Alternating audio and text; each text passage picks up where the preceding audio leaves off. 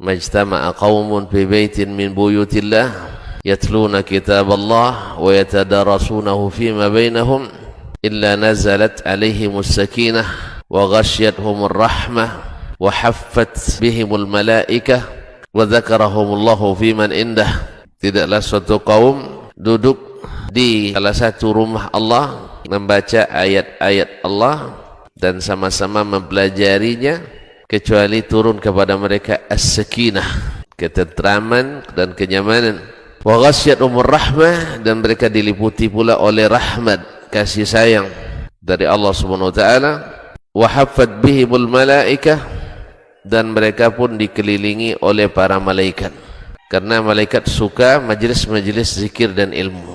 Wa dzakarahumullahu fiman indah, dan Allah akan banggakan sebut-sebut mereka di kalangan malaikat-malaikat yang ada di sisinya, di masyarakat atas. Mudah-mudahan kita termasuk yang sering disebut-sebut di sisi Allah di kalangan para malaikat, dan di akhir majelis ini mudah-mudahan kita pula mendapatkan seperti yang tersebut dalam hadis qudsi, qumu maghfuran lakum, silahkan berangkat meninggalkan majelis ini dalam keadaan diampuni dosa-dosa kalian.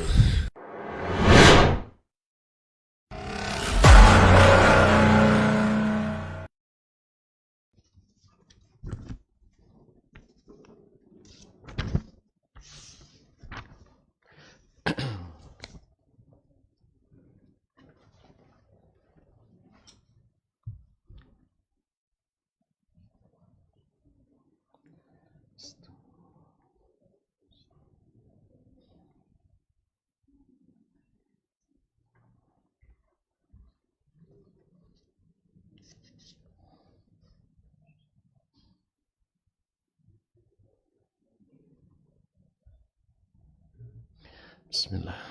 Assalamualaikum warahmatullahi wabarakatuh.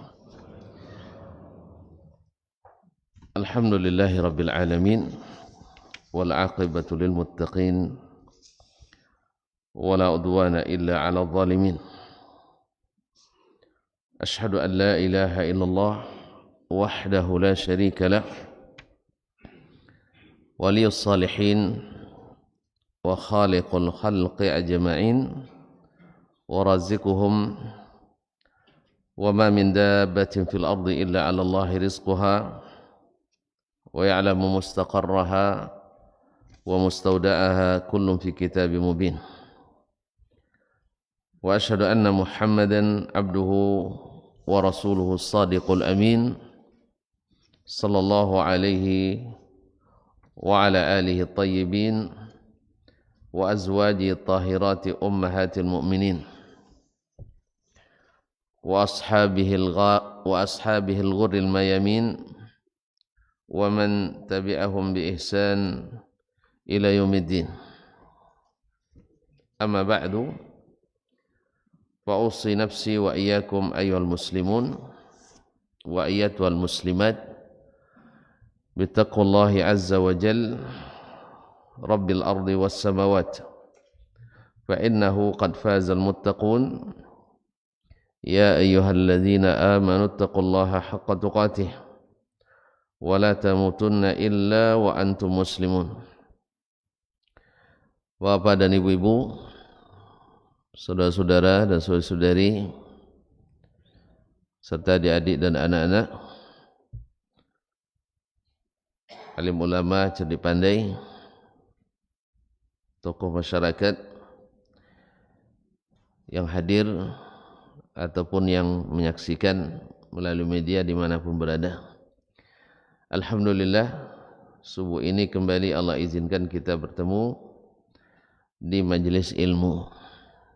Harapan kita kepada Allah sangat besar. Mudah-mudahan Allah menjadikannya pertemuan yang diridai, yang menambah ilmu, mengokohkan iman, dan semoga menjadi saksi yang meringankan dan membahagiakan ketika kita berada di hadapan Allah Al-Karim Ar-Rahman. Semoga memberatkan timbangan. Amin. Oleh itu mari kita bersyukur kepadanya atas nikmat yang diberikannya. Semoga nikmat ini senantiasa kita rasakan di hari-hari nanti. Salawat dan salam kepada baginda Nabi alaihi salatu wassalam sebagai tanda cinta dan ingat kita kepadanya. Mudah-mudahan majlis ini nanti banyak sekali mengucapkan salawat dan salam kepadanya. Khususnya di hari Jumat ini yang memang sangat dianjurkan untuk bersalawat dan mengucapkan salam kepada baginda Nabi alaihi salatu wassalam. Mudah-mudahan namanya sering kita sebut sehingga sering pula kita mengucapkan salawat dan salam kepadanya. Amin. Ma'asyarul kiram, doa kita untuk orang tua-tua kita, ayah, ibu, serta paman-paman, bibi-bibi kita, karib kerabat, saudara mara kita, para guru, para ustazah, buya, umi, serta siapapun yang pernah berjasa membuat kita bisa menulis dan membaca, yang dengannya kita mendapatkan ilmu, dan khususnya para alim ulama yang telah meninggalkan warisan ilmu ini, khususnya imam kita Asy-Syafi'i rahimahullah ta'ala. Semoga yang sudah mendahului kita Allah terima amal ibadahnya, Allah lapangkan rahmat baginya, Allah cahayakan kuburannya, dan semoga di akhirat Allah tinggikan derajatnya. Dan semoga yang masih hidup Allah bimbing, Allah tunjuki, Allah berikan taufik untuk diberikan selalu ilmu dan diberikan taufik untuk mengamalkan dan mendakwahkannya, serta diberikan pula karunia sabar dalam menghadapi segala tantangannya. Amin. Kembali kita bersama Imam Asy-Syafi'i rahimahullah melalui kitabnya Ar-Risalah yang merupakan cikal bakal dua ilmu yang sangat diandalkan. Yang pertama adalah ilmu usulul fiqh yang dengannya menjadi qawaid, pokok-pokok, kaedah-kaedah yang dengannya kita mengetahui dan memahami hukum-hukum Allah melalui Al-Quran dan Sunnah Nabi alaihi salatu wassalam. Yang kedua adalah qawaidul hadis atau usulul hadis atau mustalah hadis, yang dengannya kita bisa memilah mana yang sah dan mana yang tidak sah, mana yang thabit, mana yang tidak thabit dari hadis-hadis Nabi alaihi salatu wassalam. Dan dengannya pula kita punya kaedah-kaedah bagaimana seharusnya memahami apa yang diinginkan Allah dan Nabi alaihi salatu wassalam. Maka jadilah Imam Asy-Syafi'i rahimahullah termasuk peletak dasar-dasar ilmu ini, dan bahkan disebut orang pertama yang menuliskannya, bukan yang memahaminya, tidak, yang menuliskannya, karena ilmu ini sudah ada dasar-dasarnya, inti-intinya, dan sudah diaplikasikan oleh Nabi alaihi salatu wassalam. Tapi yang merumuskannya melalui tulisan, kalau bahasa sekarang yang sistematis akademis, adalah Imam Asy-Syafi'i rahimahullah.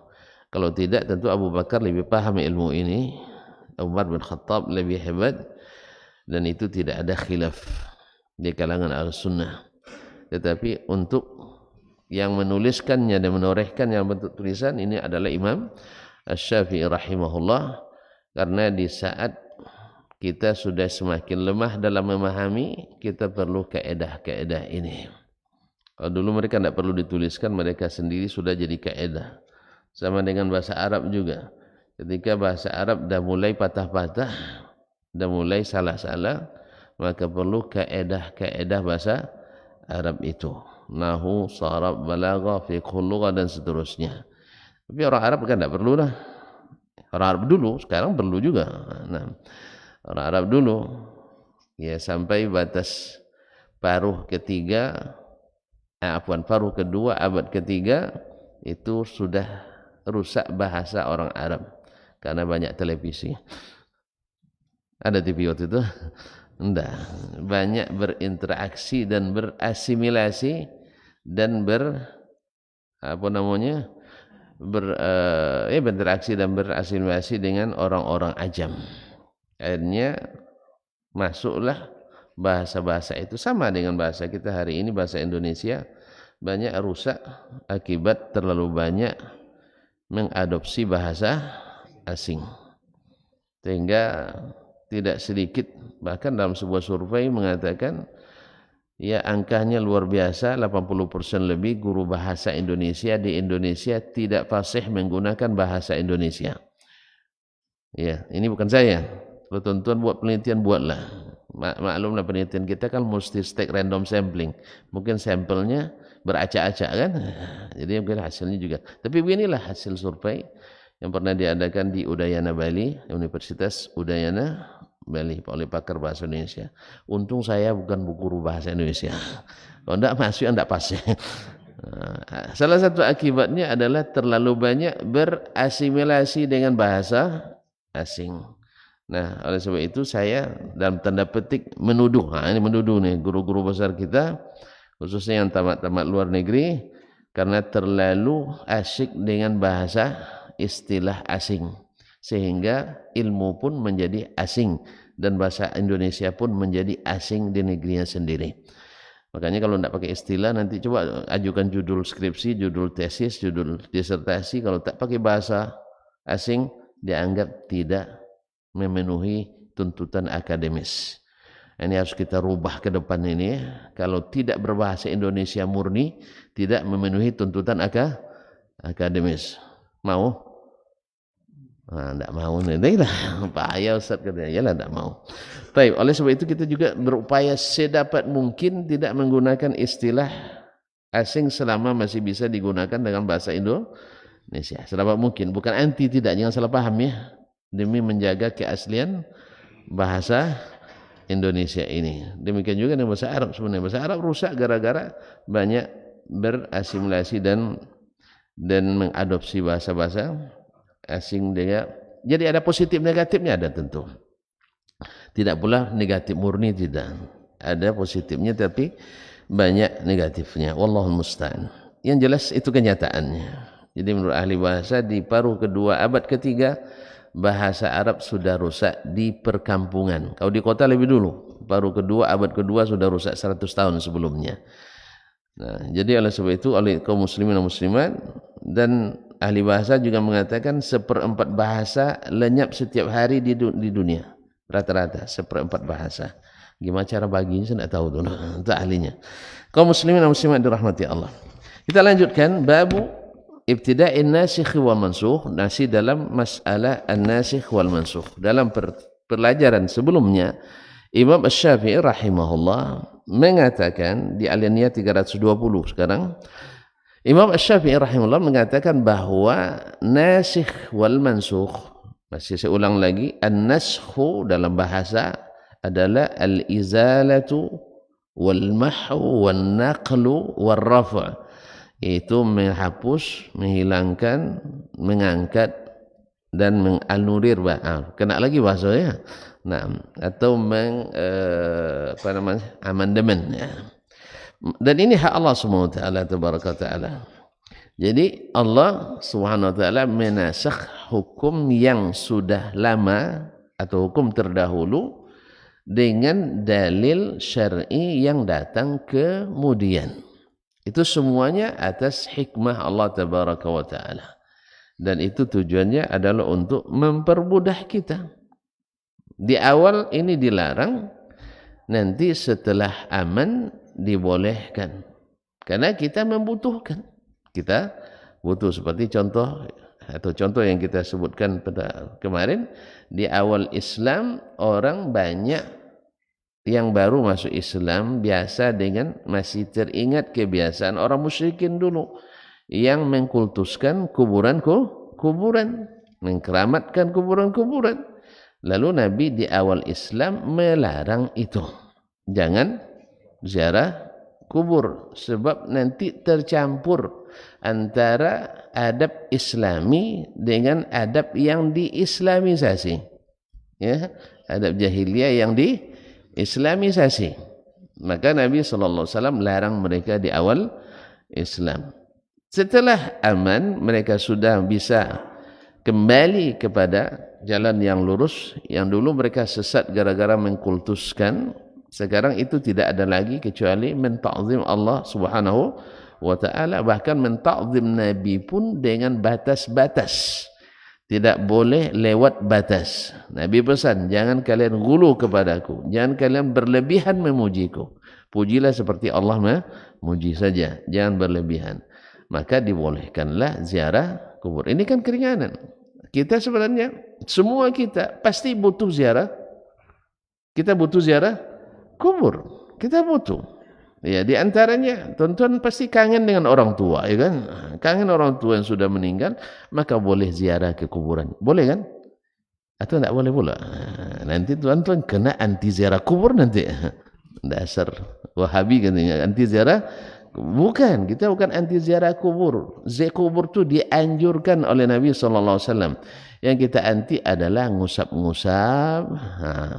Apa lagi? Cium-cium. Habis itu apa lagi? Para lagi minta di situ, minta kepada orang kubur. Itu yang kita tidak boleh. Karena karena itulah illatnya Nabi melarang dari awal. Nah, kalau itu sekarang dilakukan lagi, datang ke kuburan misalnya Syekh, Kiai gitu ya, atau Habib gitu kan, lalu bicara, Habib sampailah ke Allah, gitu kan, itu keadaan kita payah nih kan.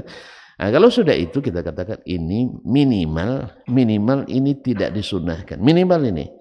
Dan lebih parahnya takut masuk golongan syirik. Nah, itu yang kita takutkan. Kita tidak hukum semua syirik, ada beberapa perinciannya di sini nanti insyaallah taala. Takut kita minimal tidak sunnah. Kalau tidak sunnah berarti tonton yang bilang saya, iya, minimal tidak sunnah berarti sia-sia, dan selama-lama nanti jadi tumbuh menjadi bisa menjadi jalan menuju ke syirikan. Ini yang tidak boleh. Nah, kalau andainya ada masyarakat yang melakukan itu, maka kita katakan untuk sementara dulu jangan ziarah dulu. Ngaji kita dulu 2-3 kali 4 kali. Rabu ngaji, Kamis potong celana, Jumat nanti Sabtu berfatwa. Allah musta'an. Kaum muslimin dan muslimat ngaji itu kaum muslimin itu yang seharusnya ngaji Rabu, Kamis sudah nampak, sudah hijrah dia. Enggak, ini ngaji sudah 10 tahun tak nampak. Mana yang bagus itu? Nah, cuman Sabtu jangan berfatwa. Itu aja lah. Sabtu sudah berdakwah gitu ya. Yang pas itu Rabu ngaji, Kamis potong celana, Jumat tumbuhkan jenggot, Sabtu berdakwah. Itu bagus itu. Nah, berilmu dulu baru berdakwah. Kemudian sebelum berdakwah itu diamalkan. Ini pas ini. Tapi berfatwa enggak rupanya ya. Berfatwa tunggu dulu. Imam Ahmad memahami Kitabul Haid 8 tahun katanya baru paham. Satu ya. Kitabul Haid 8 tahun itu. Awak Masya Allah 8 menit dah hebatnya. La haula wala quwata illa billah. Kaum muslimin dan muslimat. Berkata Imam rahimahullah, wa qila fi qawlihi, berkata tadi masih terputus, sudah sampai ya, bahwa itu semua berlaku atas hikmah Allah tabaraka taala merangka meringankan kita. Karena saat ini kita butuh tapi belum boleh, misalnya belum boleh karena alasan-alasan. Karena tidak boleh melakukan mudarat untuk suatu kemaslahatan, apalagi mudaratnya besar. Nah, itu makanya ad-dararu yuzal. Darul mafasid muqaddam ala jalbi al-masalih. Ziarah kubur ada maslahatnya, ada kebaikannya. Tapi kalau mendatangkan mudarat yang besar, maka dilarang dulu. Sebenarnya kita ziarah ke kuburan Nabi bagus. Cuman ketika orang kalau sudah sampai ke kuburan Nabi, belum pun sampai, ada banyak yang klaim pergi ketemu Nabi SAW. Ada yang mengklaim bahwa syekhnya bertemu dengan Nabi langsung bicara, menyebutkan hadis ini sahih, hadis ini dhaif. Masya Allah. Dulu Imam Bukhari lama dia menyalin Sahih Bukhari dekat di Raudhah, tak pernah pula keluar Nabi ke dia. Ini tiba-tiba orang jarang nuntut ilmu, tiba-tiba jadi ketemu Nabi. Makanya dusta yang seperti ini kaum muslimin dan muslimat dirahmati Allah. Kemudian ada klarifikasi, wallahu taala alam, silakan tuan-tuan sendiri. dari pimpinan Al-Haramain bahwa sejak tahun 881 Hijriah tak pernah lagi orang diizinkan langsung masuk ke kuburan Nabi alaihissalatu wassalam. Jadi kalau ada nanti yang masuk tanpa izin mengklaim seperti itu lalu ketemu Nabi baca hadis berarti dus bukan dusta maka bisa diketahui. Kan banyak yang klaim kan ketemu Nabi langsung, di mana kuburannya? Ya sendiri bisa kok, kita tidak bisa. Masalah awak 15 tahun itu tidak boleh masuk kan? Dia bisa itu. Sebenarnya kalau saya mau sebenarnya bisa kemarin menemani Pak Presiden, cuman ya tidak suka juga. Nah, kaum muslimin dan muslimat dirahmati Allah SWT. Taib, kemudian berkata Imam Syafi'i setelah beliau menjelaskan bahwa Al-Quran dinasakh dengan Al-Quran. Karena dalam ayat disebutkan au mithliyah, seperti akan dia sebutkan nanti. Tidak boleh dinasah dengan yang lain. Apa sebabnya? Nanti akan beliau jelaskan. Karena tidak mungkin menasah sesuatu kecuali dengan hukum yang sederajat dengannya. Atau dengan yang sederajat dengannya. Ya keputusan dalam kehidupan sehari-hari pun. Misalnya kita, keputusan presiden bisa dinasah oleh menteri? Tidak bisa kan? Iya. Keputusan presiden bisa dibatalkan oleh keputusan menteri? Tidak ya? Betul itu? Betul apa tidak? Alhamdulillah. Keputusan raja bisa dibatalkan oleh pangeran? Kecuali dia kudeta. Kudeta lain. Allah kan tidak mungkin dikudeta. Jadi ini secara logikanya saja. Dan nanti Imam Syafi'i akan jelaskan dalilnya. Wa qila fi qawlihi yamhullahu ma yasha, dikatakan dalam menafsirkan firman Allah yamhullahu ma yasha, Allah menghapus apapun yang dia kehendaki. Maksudnya hukumnya dan juga lafaznya. Yamhu fardha ma yasha, Allah menghapus fardu apapun yang dia kehendaki. Wa yuthbitu fardha ma yasha, dan menetapkan kewajiban apapun yang dia kehendaki. Wa hadha yushbihu ma qil wallahu alam, dan ini mirip sekali dengan apa yang dikatakan sebelumnya bahwasanya Allah SWT memiliki berhak untuk menghapus dan menetapkan apa yang dia kehendaki. Wa fi kitabillahi dilalatun alaihi atau dalalatun alaihi, di dalam kitab Allah yakni Al-Quranul Karim terdapat dilalah, dalil tentang itu. Terdapat keterangan dalil tentang itu. Qala Allah berfirman, ma nansakh min ayatin aw nunsiha na'ti bi khairin minha aw mithliha alam ta'lam Allah ala kulli syai'in qadir. Ma nansakh min ayatin, ayat manapun yang kami nasakh, au nunsiha, atau kami membuat kalian melupakannya. Nunsiha, kami buat kalian melupakannya. Na'ti bi khairin minha, kami datangkan yang lebih baik daripadanya. Maksudnya bukan binisbati lillahi ta'ala, tapi binisbati lana, bukan kepada Allahnya. Perkataan Allah kan sama semuanya, tapi bernisbah kepada kita hukumnya ini bagi kita lebih baik. Au misliha, atau yang semisalnya, Alam ta'lam anna Allah ala kulli syai'in qadir. Apakah kamu tidak tahu bahwasanya Allah Maha Kuasa atas segala sesuatu? Jadi kalau ini sebenarnya ayat sekaligus teguran kepada sebagian yang tidak beriman pada nasakh. Seperti Abu Muslim Al-Asbahani, dia termasuk yang menolak adanya nasikh wal mansukh. Alasannya apa? Alasan logika. Dia orang cerdas, cuman tidak mengikut ilmu. Jadi mengikut pemikirannya. Alasannya, kalau seandainya ada yang dinasakh, berarti Allah seolah-olah, menurut dia ini, seolah-olah Allah tidak tahu ini bagus lalu dia syariatkan, besok dirubahnya lagi dengan yang, dan ini mustahil menurut akal katanya. Jadi dia menisbatkan seperti undang-undang yang dibuat oleh manusia. Tahun ini bagus, nanti dia amandemen lagi pada tahun-tahun berikutnya, tidak jadi bagus. Dia mengkiaskan lagi, mengkiaskan Allah kepada makhluk. Ini yang masalahnya pusat segala kesesatan itu akibat menyamakan Allah dengan makhluk. Dimanapun, pasti ini sebabnya.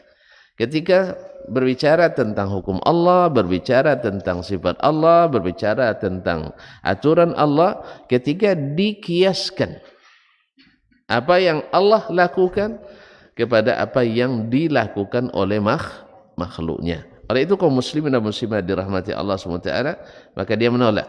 Maka Allah ingatkan di akhir ayat supaya jangan ada yang menolak. Alam ta'lam, kalian tak tahu annallaha ala kulli syai'in qadir, bahwa sesungguhnya Allah Maha Kuasa atas segala sesuatu.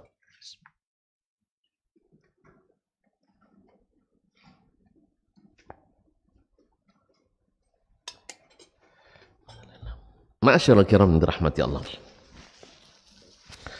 Fa akhbar Allah, berkata Imam kita Asy-Syafi'i rahimahullah, fa akhbar Allah anna naskhal Qur'an wa ta'khira inzalihi la yakunu illa biqur'anin mithlih.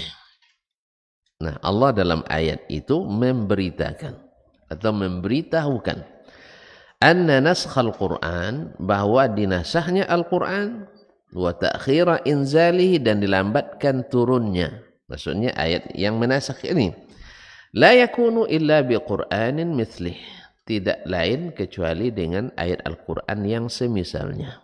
Dengan ayat Quran yang semisalnya. Sebab Allah katakan bi khairin minha au mithliha, dengan yang lebih baik daripadanya atau yang semisalnya. Jadi semisal ayat itu pula. Tidak bisa dinasakh dengan yang bukan semisal dengannya.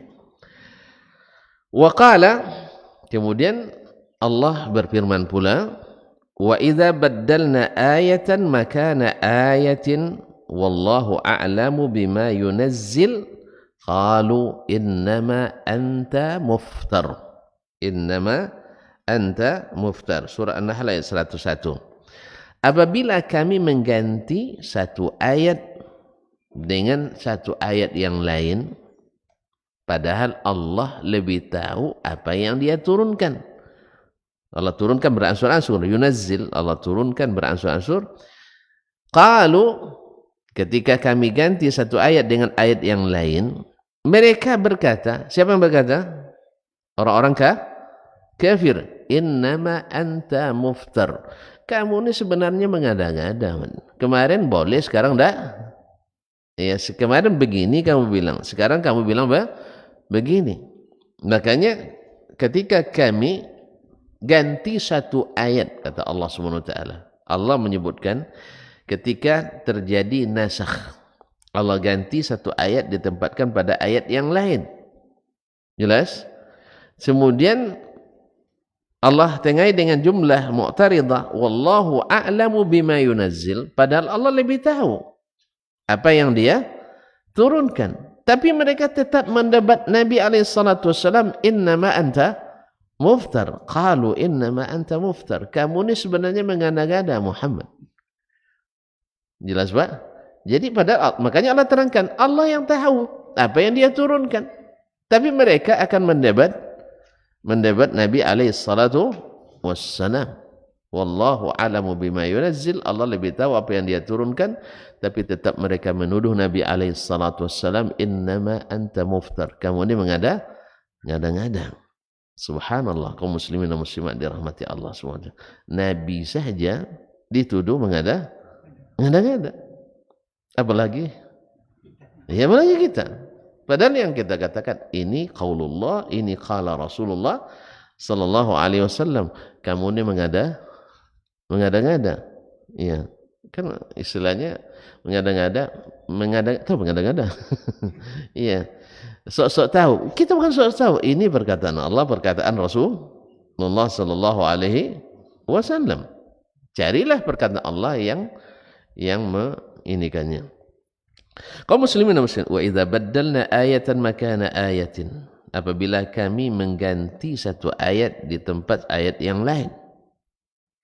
Wallahu a'lamu bima yunazzil. Padahal Allah lebih tahu apa yang dia turunkan. Qalu, mereka berkata, innama anta muftar. Kamu ini mengada-ngada, berdusta. وهكذا سنة رسول الله صلى الله عليه وسلم لا ينسخها سنة. Selesai masalah ayat dinasakh dengan ayat. Tak mungkin dinasakh dengan selain ayat. Makanya tidak ada nasakh setelah Al-Quran selesai. Tidak ada hukum Al-Quran yang dinasakh setelah Al-Quran selesai diturunkan. Ini kalau ada yang mengklaim sekarang ini sudah dinasakh, buktikan mana ayatnya. Ayat ini sudah dinasakh. Makanya tidak bisa dinasakh kecuali dengan semisalnya. Sekarang bagaimana dengan sunnah? Nabi katakan wahakadha sunnat Rasulullah. Imam Asy-Syafi'i rahimahullah mengatakan wahakadha sunnatu Rasulillah sallallahu alaihi wasallam. Demikian pula dengan sunnah Rasulullah sallallahu alaihi wasallam. La yansakhuha illa sunnatun li Rasulillah sallallahu alaihi wasallam. Tidak dinasakh kecuali oleh sunnah pula dari Rasulullah sallallahu alaihi wasallam. Walau ahdatha Allah li rasulih fi amrin sanna fihi ghaira ma sanna Rasulullah la sanna fi ma ahdatha Allah ilaihi. Andainya Allah melakukan atau membuat hukum baru, ya, seandainya Allah membuat hukum baru bagi Rasulullah sallallahu alaihi wasallam fi amrin sanna fihi, dalam suatu masalah perkara yang Rasulullah telah menetapkan sunnah padanya, ghaira ma sanna Rasulullah sallallahu alaihi wasallam, yang Allah adakan hukum itu berbeda dengan yang Rasulullah sunnahkan. Kata Imam Syafi'i, la sanna fi ma ahdatha Allahu ilaihi. Pasti Rasulullah menyunnahkan sesuatu yang Allah barukan itu. Jadi kalau ada hukum baru yang Allah adakan bertentangan dengan sunnah Rasulullah SAW yang sebelumnya, apakah ayat ini menasakh sunnah atau sunnah sendiri nanti akan menasakh? Maka kata Imam Asy-Syafi'i, ini pendapat Imam Syafi'i rahimahullah, pasti Rasulullah sallallahu alaihi wasallam sunnahkan pula yang baru sesuai dengan yang Allah tetapkan hukum baru ini. Karena apa? Nabi ikut Allah tabaraka wa taala. Naam. Hatta yubayyana lin-nas, supaya Nabi menjelaskan bagaimana. Jadi kaum muslimin dan muslimat tidak ada satu pun kecuali Nabi jelaskan. Nabi jelaskan. Naam. Hatta yubayyana lin-nas, sampai atas agar Nabi menjelaskan kepada manusia, artinya kepada umat, anna law sunnatan nasikhatan, bahwa Nabi ada sunnahnya yang menasakh, lillati qablaha, menasakh sunnah yang sebelumnya, mimma yukhalifuha, yaitu yang bertentangan dengannya. Jadi kalau ada sesuatu yang telah Nabi sunnahkan hukumnya, lalu Allah SWT sebutkan hukum yang berbeda dengan sunnah Nabi SAW tadi, maka pasti Nabi sunnahkan pula sunnah yang baru untuk mengikuti atau menasakh sunnah yang terdahulu. Wa hadza mazkurun fi sunnatihi sallallahu alaihi wasallam, dan ini disebutkan dalam sunnahnya Nabi sallallahu alaihi wasallam. Fa in qala qailun, seandainya ada yang bertanya atau ada yang mengkritisi, faqad wajadna ad-dalalata ala anna al-Qur'ana yansakhul Qur'an. Kita sudah dapatkan tadi dalil-dalil yang menunjukkan Al-Quran menasakh Al-Quran. Kan ada dalilnya tadi kan, ma nansakh min ayatin aw nunsiha na'ti bi khairin minha aw mithliha wa idza baddalna ayatan makana ayatin wallahu a'lamu bima yunazzil qalu innama anta muftar, dan lain-lain sebelumnya juga. Nah, li'annahu la mithla lil Qur'an, karena tidak ada yang semisal dengan Al-Qur'an. Tidak ada yang semisal dengan Al-Qur'an. Gimana ada yang semisal? Al-Qur'an itu kalamullah, perkataan Allah, Allah yang ucapkan, sehingga tidak bisa ditiru oleh siapapun. Ya kan? Allah sudah tantang sejak Nabi mulai datang sampai zaman sekarang dan sampai zaman yang akan datang. Siapapun yang bisa mendatangkan semisal Al-Quran, mereka tak akan bisa. Tak akan. Wala in ijtama'atil insu wal jinnu ala ayyatu bimithli hadzal Qur'an la ya'tu bimithlihi walau kana ba'dhum li ba'din zahira. Andainya jin dan manusia semuanya bersatu untuk mendatangkan semisal Al-Quran ini, mereka tak akan bisa mendatangkannya, sekalipun mereka sekongkol saling membantu bersama, membuat tim dan sebagainya untuk mendatangkan, tak akan bisa. Itu sudah. Alhamdulillah ada yang bisa. Nah, tahu dari Rizq bin Sabit ada pula nanti kan? Alhamdulillah enggak ada. Enggak ada. Jangankan satu Al-Quran, satu ayat saja tak bisa. Satu ayat saja enggak bisa. Walhamdulillah. Oleh sebab itu belum ada kitab khusus koleksi hadis ayat-ayat palsu. Enggak ada. Enggak perlu dituliskan itu. Karena orang dah paham. Orang dah paham. Ma'asyiral kiram yang dirahmati Allah Subhanahu wa taala.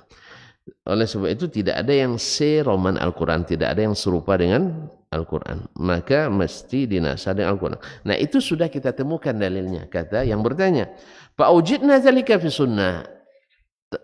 Fa'ujidna dzalika fi sunnah. Tolong pula sebutkan apa dalilnya dalam masalah sunnah. Tidak dinasah kecuali dengan sunnah. Mungkin, apakah tidak mungkin nanti sunnah dinasah oleh konsensus ulama misalnya, atau pendapat mazhab misalnya? Kan ada ulama nanti kan membuat hukum yang bertentangan dengan hukum Nabi SAW. Kita kan harus belajar melalui ulama kan, misalnya boleh tidak dinasakh hukum Nabi dengan perkataan ulama? Nah, sebutkan dalilnya. Apa dalilnya? Nah, tahu. Bisa tidak bisanya bayarnya. Qala Asy-Syafi'i rahimahullah ta'ala, Imam Asy-Syafi'i berkata, fima wasaftu min fardillahi 'ala an-nas ittiba'a amri Rasulillah sallallahu alaihi wasallam. Pada apa yang telah saya sebutkan tentang wajib atau Allah wajibkan kepada manusia. Siapa manusia ini? Ya, seluruhnya, khususnya orang-orang beriman. Ittiba' amri Rasulillah sallallahu alaihi wasallam. Sudah saya sebutkan wajib bagi seluruh manusia. Maksudnya orang beriman untuk mengikuti perintah Rasulullah sallallahu alaihi wasallam. Dalilun ala anna sunnata Rasulillah sallallahu alaihi wasallam innama qubilat anillah. Menjadi bukti bahwa sunnah Rasulullah SAW hanya diterima dari Allah. Bahwa sunnah Rasulullah diterima dari Allah Tabaraka wa Ta'ala. Faman ittaba'aha, siapa yang mengikutinya, mengikut sunnah, fabi kitabillahi tabi'aha, maka dia mengikut sunnah itu karena mengikut kitabullah. Wala najidu khabaran, dan kita tidak menemukan, kata Imam Syafi'i, satu pun khabar, maksudnya hadis, alzamahullahu khalqahu nassan bayinan illa kitabahu thumma sunnata nabiyhi. Tidak kita dapatkan satu pun berita yang Allah lazimkan kita atau makhluknya mengikutinya nassan bayinan, secara nas dan jelas, illa kitabahu, kecuali kitabnya, thumma sunnata Rasulillah, kemudian sunnahnya Rasulullah SAW. Kita tak temukan dalil. Allah melazimkan, mewajibkan mengikuti kecuali kitabnya dan sunnah Rasulnya sallallahu alaihi wasallam. Fa idza kanatis sunnatu kama wasaftu, apabila sunnah itu seperti yang aku sebutkan, seperti aku sifatkan, la shibha laha, tidak ada yang menyerupainya pula. Ya, kayaknya perlu diulang nampaknya ini. Perlu diulang ya. Nabi kata, Imam Syafi'i katakan, kita tidak temukan dalil bahawa Allah mewajibkan mengikuti perkataan siapapun kecuali dua, yaitu perkataan Allah sendiri Al-Quran dan sunnah Rasulullah sallallahu alaihi wasallam. Berarti perkataan ulama, bahkan perkataan sahabat, tidak ada kelaziman mengikutinya seperti lazimnya mengikuti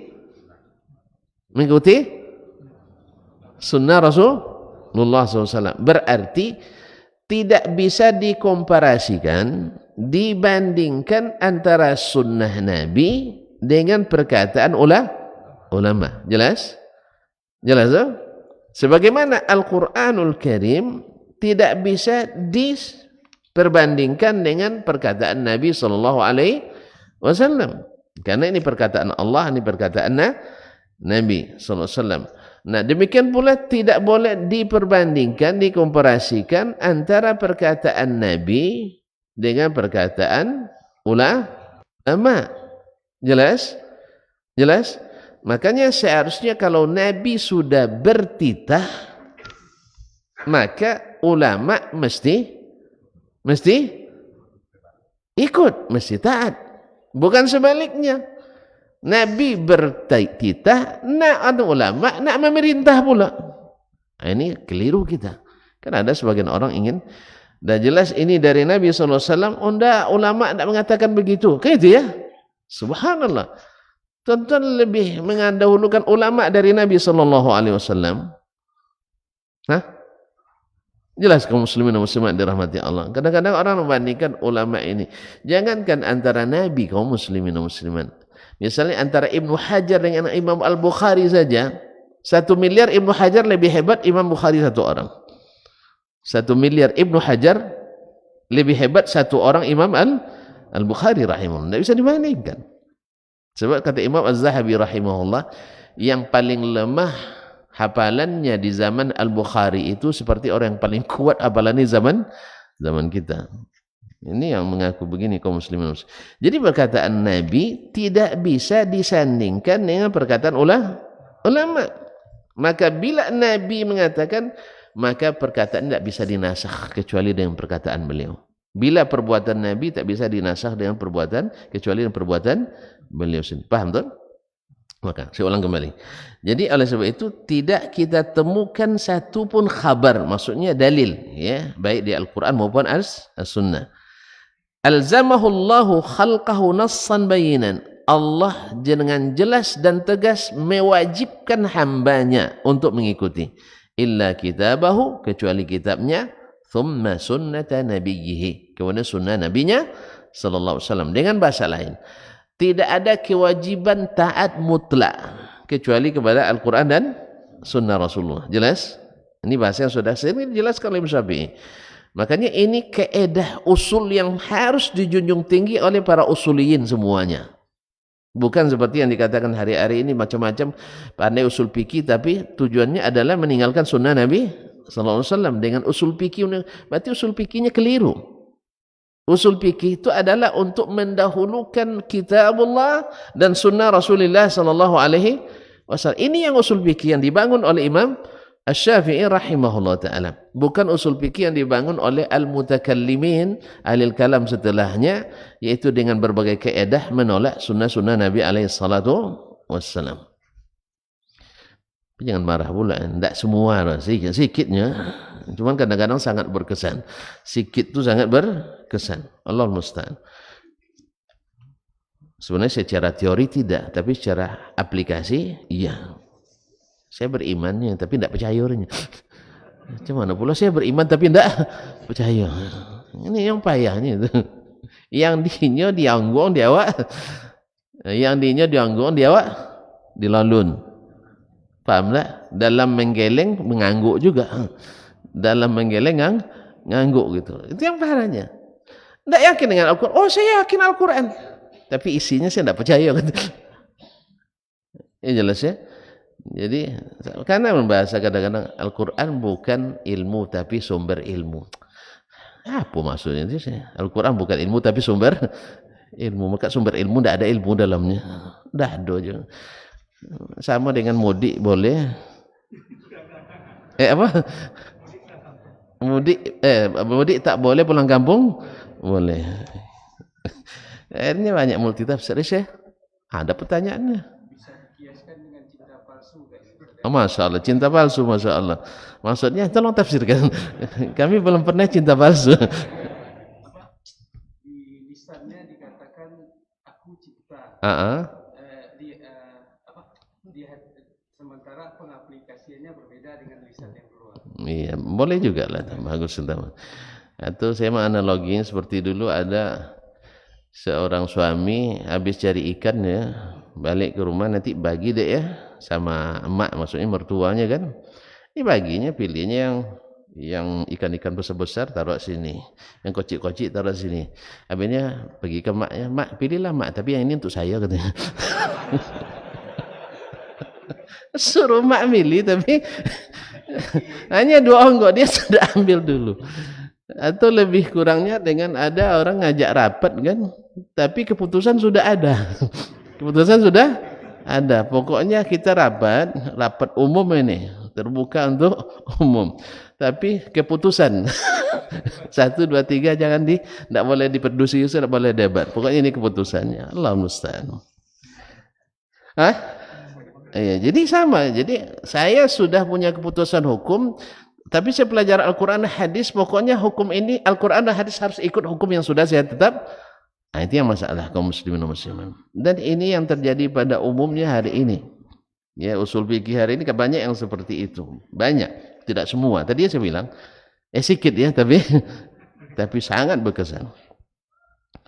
Masyaallah kiram dirahmati Allah Subhanahu wa taala. Fa idza kanatis sunnatu, apabila sunnah kama wasabtu seperti aku jelaskan, la syibhalaha, tidak ada yang serupa dengannya, min qauli khalqin min khalqillah, dari perkataan makhluk Allah yang manapun, lam yajuz ayansakha illa mithluha, tak boleh dinasah kecuali dia yang semisalnya. Nanti Imam Syafi'i menegakkan tak boleh sunnah kecuali dinasah dengan sunnah. Tak boleh dinasah dengan sunnah. Bahkan di Al-Quran pun menurut beliau tidak, tapi dinasah dengan sunnah yang setara dengannya, apalagi yang jauh di bawahnya, perkataan ulama atau perkataan tokoh, perkataan pemikir. Wala mithla laha ghairu sunnati Rasulillah sallallahu alaihi wasallam, dan tidak ada yang semisal dengan sunnah itu selain sunnah Rasulullah sallallahu alaihi wasallam pula.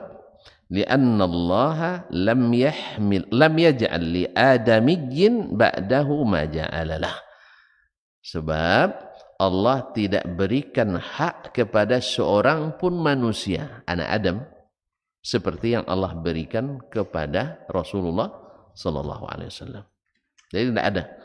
Di ulama pun tidak ditaati secara mutlak. Ulama tidak ditaati secara mutlak. Berarti antum nak jadi ulama bukan. Jangan salah paham kawan. Pahami saya dulu. Antum jangan berdebat dulu. Maksudnya kita belajar ke ulama. Ya. Kemudian belajar lagi ulama ini. Secara singkatlah saya bilang, saya belajar misalnya mazhab Asy-Syafi'i. Itu yang kalian pelajari selama di pondok dulu. Jelas?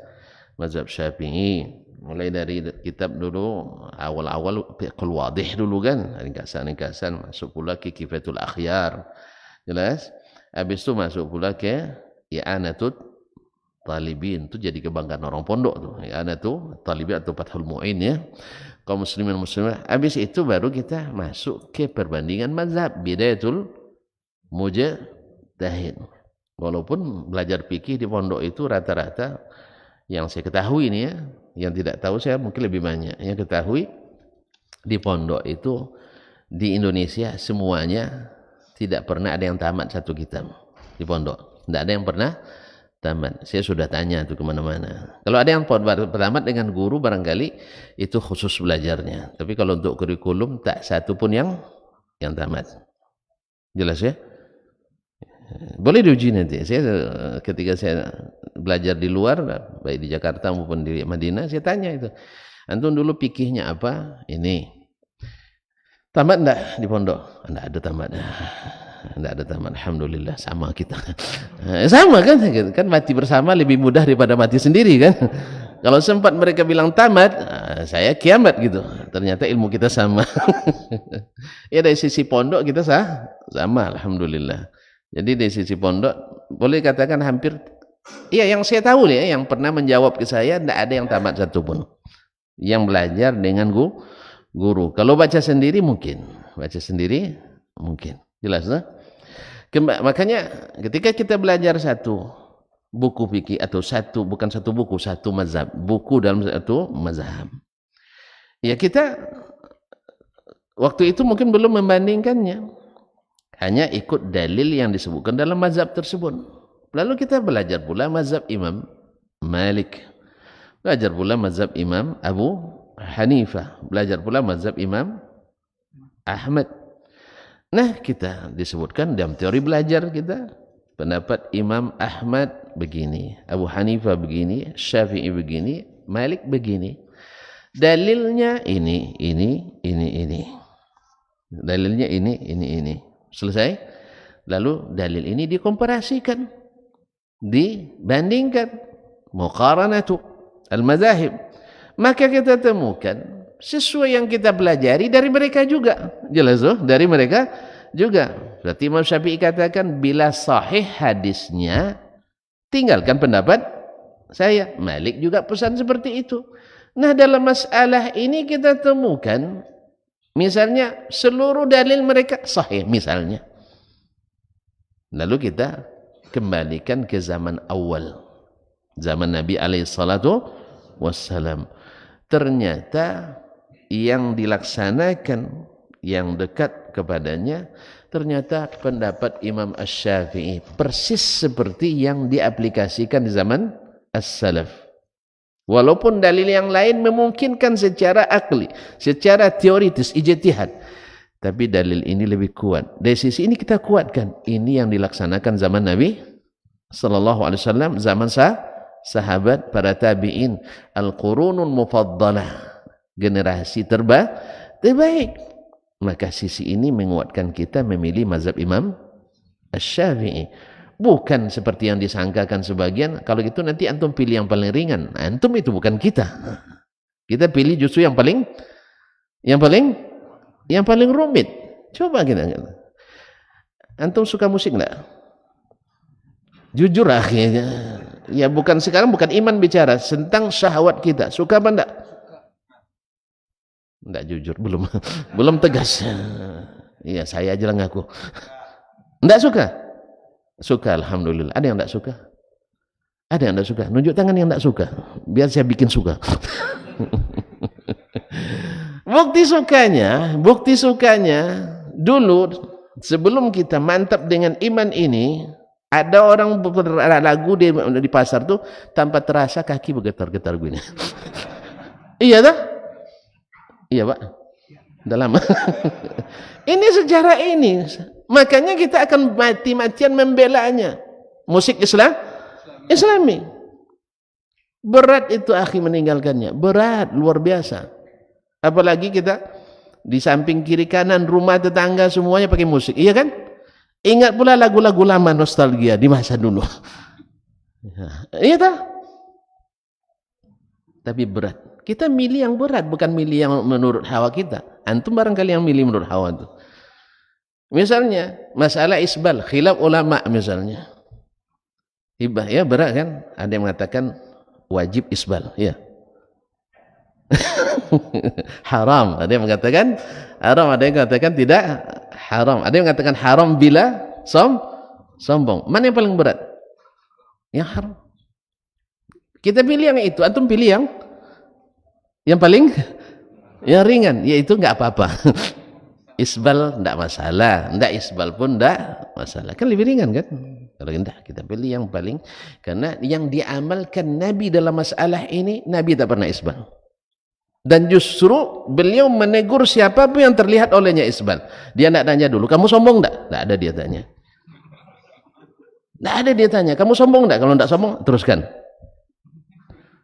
Ya tak?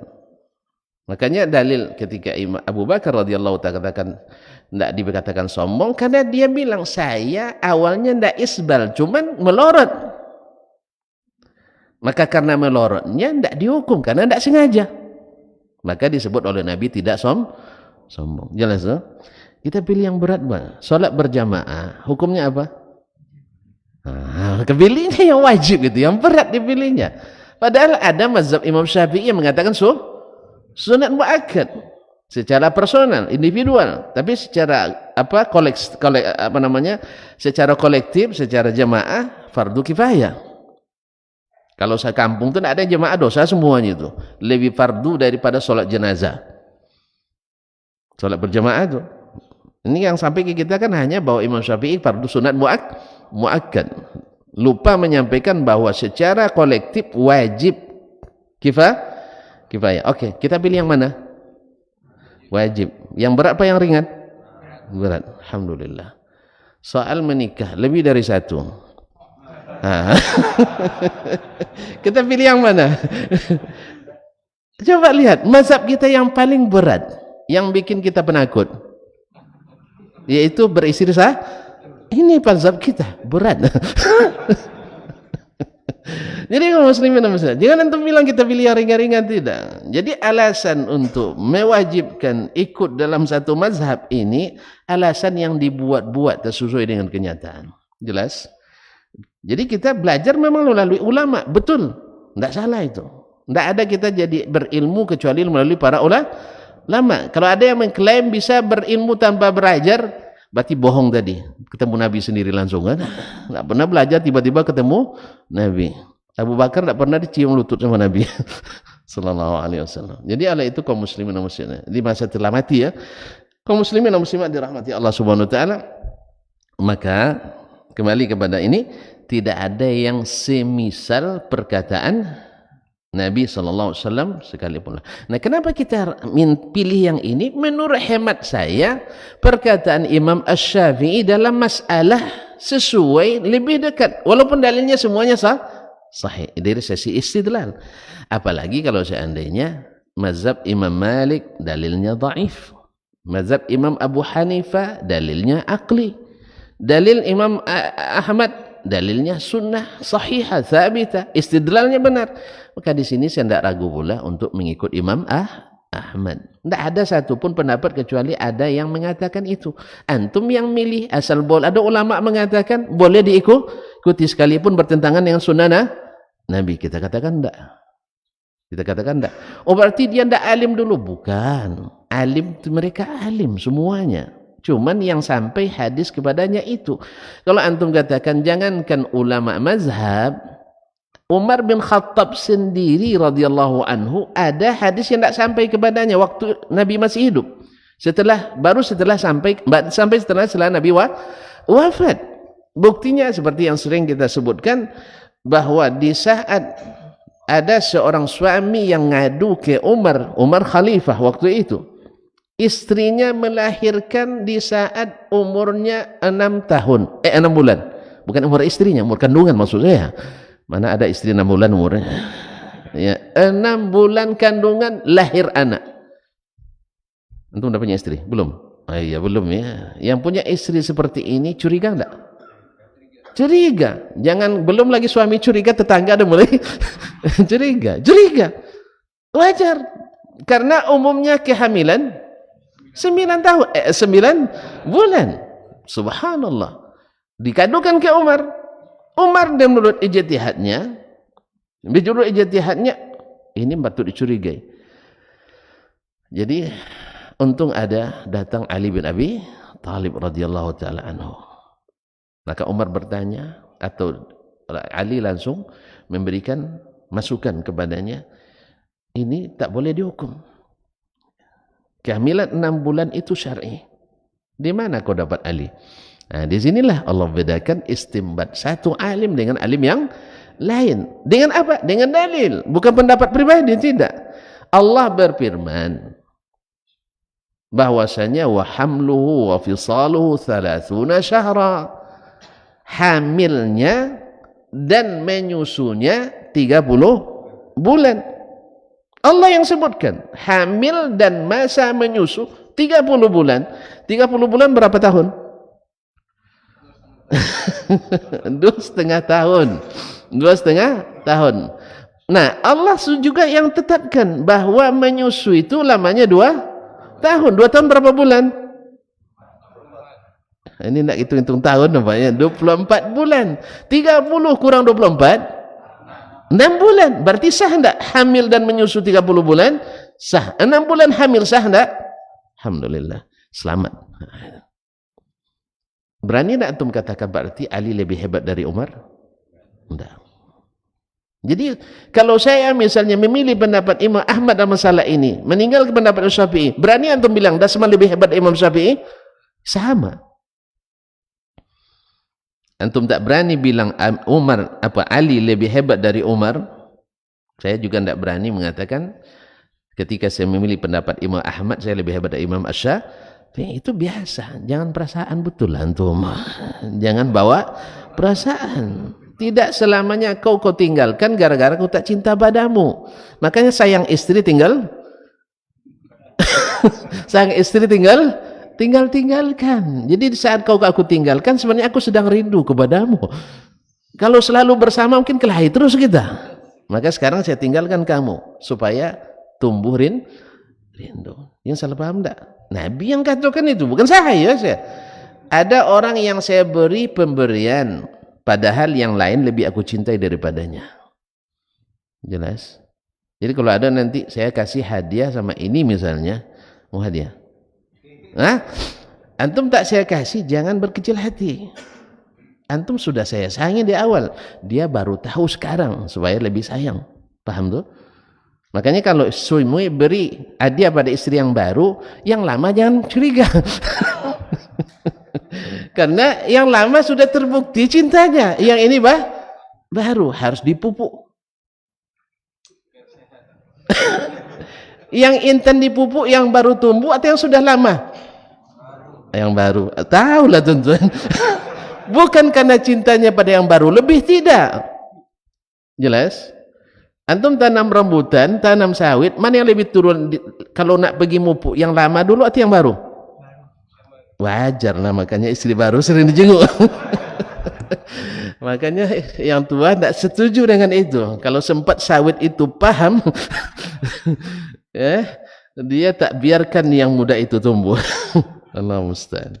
Untung sawit tak paham, rambutan tak ngerti. Cuman sayang ibu-ibu paham. Jadi kaum muslimin dan muslimat, jadi ketika saya tinggalkan pendapat imam atau mazhab imam dalam masalah ini, bukan berarti saya merendahkan. Mohon maaf, salah antum. Antum yang salah tafsir ke saya. Makanya tanya ke ana dulu. Jangan buat keputusan sendiri. Ini kan masalahnya enggak. Belum paham perkataan kita sudah keluar kritikannya 50 artikel gitu. Ya, dia nak paham perkataan kita, tiba-tiba banyak sekali masalah. Kita itu bukan sedang membahas masalah yang antum bilang itu. Bahasa kita jelas ini masalahnya. Dudukkan di sini.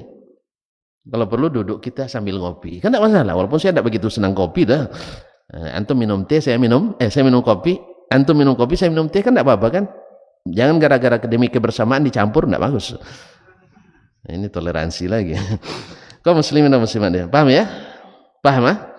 Jadi ketika saya memilih pendapat salah satu imam dari imam tersebut, bukan sekali-kali saya mengatakan, bukanlah karena saya mengatakan saya lebih hebat dari imam yang saya tinggalkan. Demi Allah tidak. Dan bukan pula bahwa mereka hina di mata saya, demi Allah juga tidak. Antum juga di waktu yang sama ketika antum terpaku dengan mazhab tertentu kan meninggalkan mazhab 3 imam. Apakah boleh enggak antum, mau enggak saya tafsirkan antum menghina 3 imam demi mengikut Imam Syafi'i? Kan enggak mau kan? Sama juga kita. Ketika saya dalam mazhab ini, masalah ini saya ikut mazhab Syafi'i, mazhab ini saya ikut mazhab Hambali, bukan berarti di saat yang sama saya menghina imam yang lain. Sama kita kan? Antum pilihlah yang antum pilih, silakan. Jangan rendahkan saya gara-gara itu. Jangan bilang saya tidak menghormati ulama. Sama kok, kita belajar sama ulama juga semuanya. Cuman saya tidak ikut ulama yang antum katakan tadi. Dan sebagaimana antum juga tak mengikut ulama yang saya ikuti. Kok sama kok dipecat juga ya? Ya, kan sama kita. Antum ikut ulama sana, saya ikut ulama sini. Nah, jangan artikan ketika saya tidak ikut ulama yang antum ikuti, ana menghina dia. Antum kan juga tidak ikuti ulama yang saya ikuti. Kenapa antum tidak mau ditafsirkan menghina dia? Ini kadang-kadang lucu kadang. Makanya nunjuk kadang jarinya satu ke depan, tiga ke belakang. Jadi aibnya ada pada kita, kok disebutkan pada orang lain. Nas'alullah as-salamata wal afiyah. Jadi ini pentingnya kita belajar itu berlapang dada. Belajar itu supaya juga tidak lahir fitnah-fitnah keji, tuduhan-tuduhan dan sebagainya. Alhamdulillah kita menghormati semua ulama, tapi tidak membetulkan semua pendapat ulama. Yang salah ya pasti salah. Ya antum nak salahkan saya silakan aja, tidak ada masalah. Tapi dengan adab tadi, dengan adab. Dan salah satu adab kepada yang masih hidup adalah menghubunginya. Ya, menghubungi, tapi jangan sambil marah-marah. Siapa yang suka marah-marah? Antum kan juga tidak suka saya marah-marah kan? Sampaikan, Ustaz, kita ngopi siang ini. Kalau saya sempat saya katakan iya, kalau enggak nanti siang besok. Kan mau kan? Ngopi aja enggak mau, gitu aja kok repot. Ini kaum muslimin dan muslimat dirahmati Allah. Tidak ada, li'anna Allah lam yaj'al li adamiyyin ba'dahu ma ja'ala lahu. Allah tidak jadikan bagi manusia manapun seperti yang Allah jadikan bagi Nabi alaihi salatu wassalam. Bal farada ala khalqi ittiba'ah. Bahkan Allah fardukan kepada makhluknya, maksudnya manusia dan jin, ittiba'ah, mengikutinya sallallahu alaihi wasallam. Fa alzamahum amrah. Maka Allah lazimkan kepada mereka ikut perintahnya. Fal khalqu kulluhum taba'un lahu. Seluruh makhluk ini adalah mesti ikut Nabi alaihi salatu wasallam. Wala yakunu littabi'i ay yukhalifa ma furida 'alaihi ittiba'uh. Maka tidak boleh bagi yang mengikut berbeda dengan apa yang diwajibkan kepadanya mengikut. Tidak boleh dia bercanggah dengan apa yang diwajibkan dia mengikut. Tidak boleh dia bercanggah dengan Nabi yang difardukan ikut kepadanya. وَمَنْ وَجَبَ عَلَيْهِ اتِّبَاءُ سُنَّةِ رَسُولِ اللَّهِ صَلَّى اللَّهُ عَلَيْهِ وَسَلَّمَ لَمْ يَكُنْ لَهُ خِلَافُهَا. Siapa yang wajib baginya mengikut sunnah Rasulullah SAW, tak boleh bersanggah dengan sunnah itu. Jelas sekali kan? Ini imam kita Syafi'i. Maka siapa yang mengklaim jadi pengikut mazhab Syafi'i, baca ini berulang kali sampai terbawa mimpi. Ya, baru kita kan bertemu Imam Syafi'i, berarti saya salah selama ini. Saya bilang, ini kan Imam Syafi'i. Kalau memang antum tahu bahwa mengikut Nabi wajib hukumnya, maka Imam Syafi'i sudah berlepas diri dia. Saya kalau datang hadis sahih dari Nabi bercanggah dengan pendapat saya rujuk daripadanya bahkan setelah mati. Nah, kenapa antum tegakkan lagi?